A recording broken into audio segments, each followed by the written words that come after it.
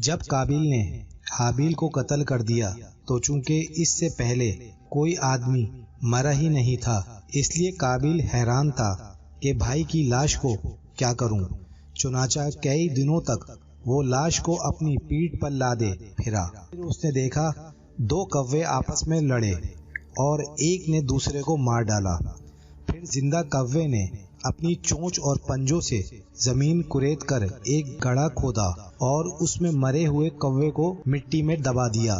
یہ منظر دیکھ کر قابیل کو معلوم ہوا کہ مردے کی لاش کو زمین میں دفن کرنا چاہیے۔ چنانچہ اس نے قبر کھود کر اس میں بھائی کی لاش کو دفن کر دیا۔